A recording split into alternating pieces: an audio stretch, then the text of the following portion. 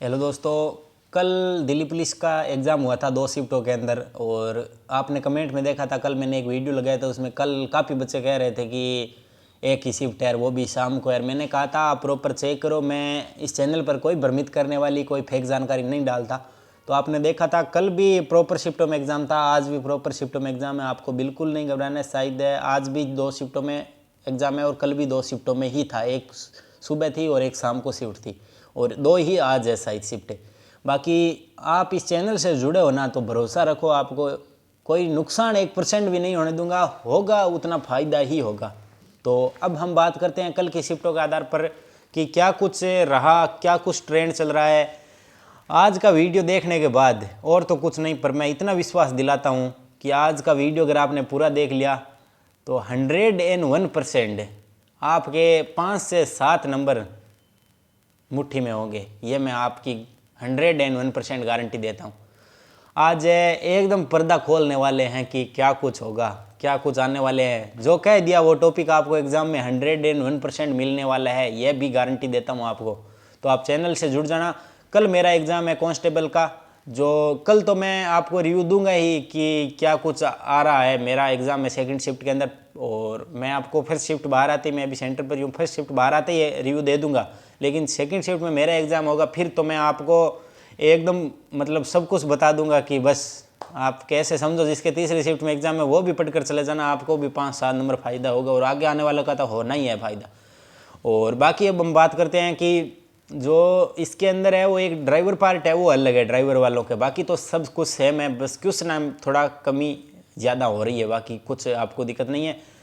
मैं आपको बता रहा हूँ कि जीके के अंदर है वो कौन से टॉपिक पढ़ने हैं। तो अगर आपने वो पढ़ लिए तो यकीन मानो कि यहाँ तो 20 क्वेश्चन थे जीके के, उसमें भी अगर इतने क्वेश्चन आ रहे हैं तो आपके तो 50 क्वेश्चन है।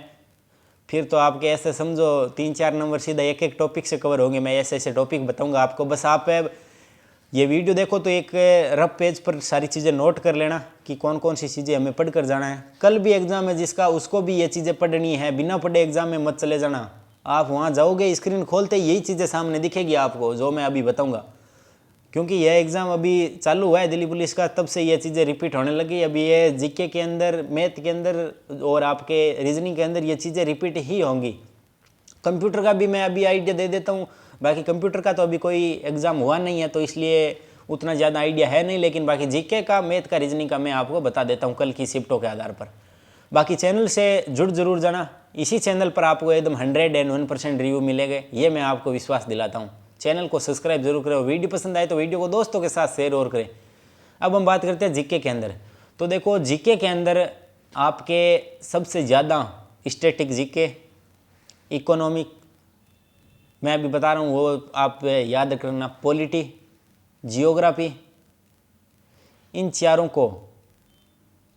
चारों में से भी मैं अब चीज़ें बताऊंगा। पहले तो आपको 4 सब्जेक्ट बताइए, अब इन चारों में से मैं आपको बताता हूँ। उसमें आप नोट करो जो आपका स्टैटिक जीके है, उसके अंदर एक तो लोक नृत्य और शास्त्रीय नृत्य नोट करो, ये आपको एक बार रिवाइज करना है। स्पोर्ट्स से रिलेटेड जो भी स्टैटिक जीके है सारा आपको 2 बार पढ़ना है, एक बार नहीं 2 बार पढ़ना है आपको। वहाँ मैं यकीन दिलाता हूँ 4 से 5 क्वेश्चन, 6 क्वेश्चन, 7 क्वेश्चन तक आपको ओनली स्पोर्ट्स वाले पार्ट से देखने को मिलेंगे। स्टैटिक जीके के अभी जो खबरें आ रही है उसके हिसाब से आपके 20 क्वेश्चन तक स्टैटिक जीके के आ सकते हैं और आएंगे। बाकी जो मैं अभी कह रहा हूँ वो आप चीज़ें नोट करो। जैसे वो आपका वॉलीबॉल किस सन में ओलंपिक में ऐड हुआ वगैरह, आप समझदार हो। बैडमिंटन के कितने रनों का मैच होता है, कितने खिलाड़ी होते हैं। कबड्डी का मैच हाफ मैच कितने का होता है, फुल मैच कितने का होता है, रेस्ट टाइम कितने का होता है। आप समझदार हो, सब खेल याद कर लेना। और बाकी आपके शास्त्रीय नृत्य, कलाकार वगैरह सब कुछ आपको एकदम फिंगर टिप्स होने चाहिए। शास्त्रीय नृत्य, लोक नृत्य हुए और आपके फोक डांस हुए, जो भी है सब कुछ स्टैटिक जीके का पोर्शन एक बार आप पे रिवाइज करोगे सब कुछ, ठीक है। और बाकी पॉलिटी के अंदर आर्टिकल, आपको इम्पोर्टेंट आर्टिकल सारे याद होने चाहिए। उसके अंदर सबसे महत्वपूर्ण 12 से 35 मौलिक अधिकार एकदम फिंगर टिप्स होने चाहिए, पहले बता देता हूँ। बिना पढ़े कोई चीज़ मत चले जाना कि ये ऐसे ही कह रहा है, ऐसे आ नहीं। मैं कुछ बच्चों से कंफर्म करने के बाद ही आपको बता रहा हूँ। ऐसे बेतुकी बातें करनी होती तो मैं परसों ही कर देता कि ये आएगी वो आएगी, नहीं, जो चीज़ें होगी वही बताऊँगा। जो विश्वास करता है उसे पता है, बाकी जो नहीं विश्वास करते हैं उसको तो हम विश्वास दिला भी नहीं सकते। बाकी एग्ज़ाम में जाएगा तो उसे भी विश्वास हो जाएगा।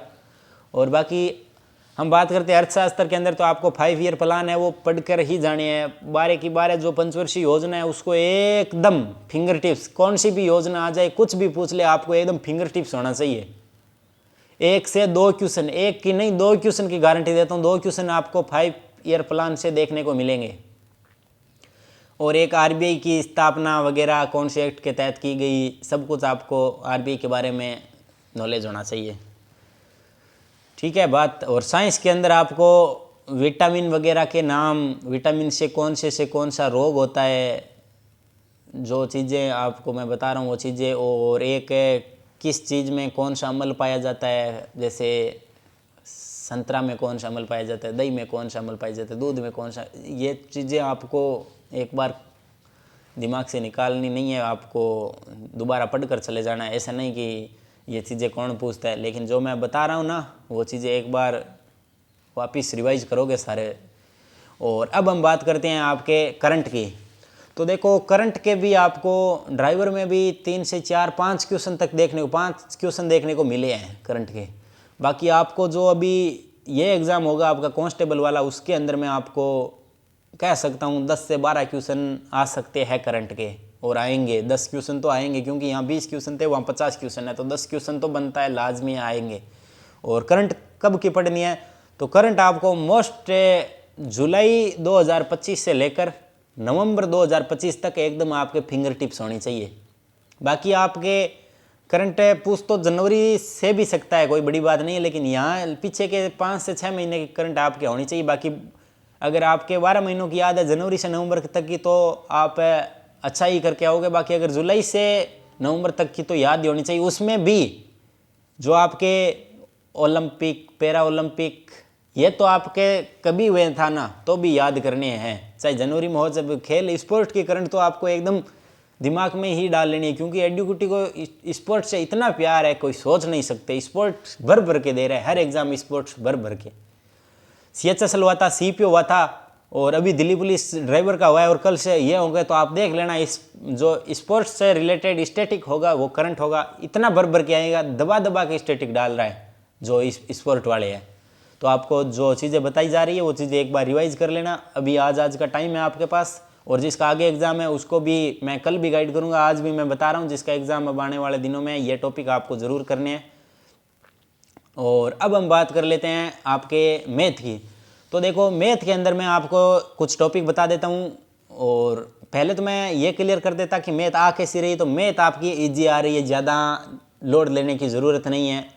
जीके आपका मॉडरेट टू इजी तो हम जीके को कह नहीं सकते, मॉडरेट टू अप लेवल ही मानेंगे जीके का। तो बाकी आपकी मैं बात कर देता हूँ जो मैथ है, तो मैथ आपकी इजी आएगी, no problem. Educative math hard नहीं बना रही है। पीछे मैंने CPO का भी दिया था, CHSL का भी दिया था, सिलेक्शन पोस्ट का भी दिया था, लेकिन मैथ के अंदर कोई दिक्कत नहीं आएगी किसी को भी अगर तैयारी की है तो। बाकी बिना तैयारी तो आप सोचते हो मैथ कैसी भी डाल दे तो भी नहीं होगी।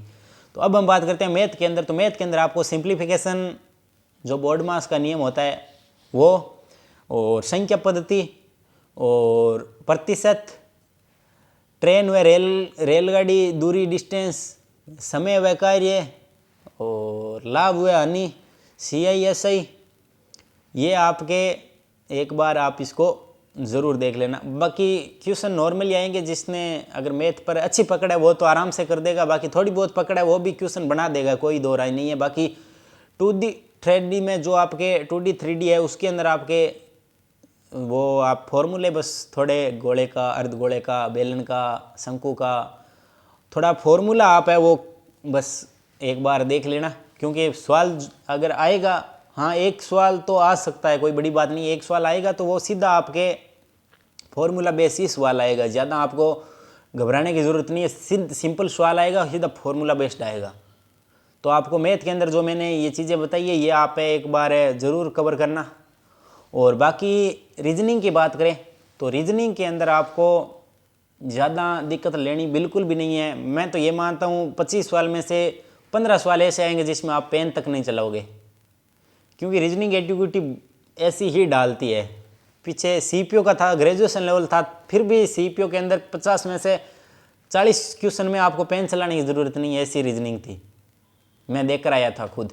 तो ज़्यादा आपको घबराना नहीं है रीजनिंग के अंदर। जो रीजनिंग आप पीछे टीसीएस वगैरह सब कुछ पूछे, उसमें तो वो नॉन वर्बल ज़्यादा पूछते थे, लेकिन अभी नॉन वर्बल का भी ट्रेंड खत्म कर दिया है। 1 से 2 क्वेश्चन आते हैं नॉन वर्बल, जो आकृतियाँ वगैरह होती है, बाकी आपको सिंपल सीरीजें, डिकोडिंग, कोडिंग, ये चीज़ें भर भर के बस, और कुछ नहीं है। कथन निष्कर्ष वाले आ जाएंगे 1 से 2 3 सवाल, और बाकी कोडिंग, डिकोडिंग, जो आपके नंबर सीरीज वाले होते हैं वो, और यही चीज़ें आती है। ज़्यादा आपको परेशान बिल्कुल नहीं करेगी रीजनिंग।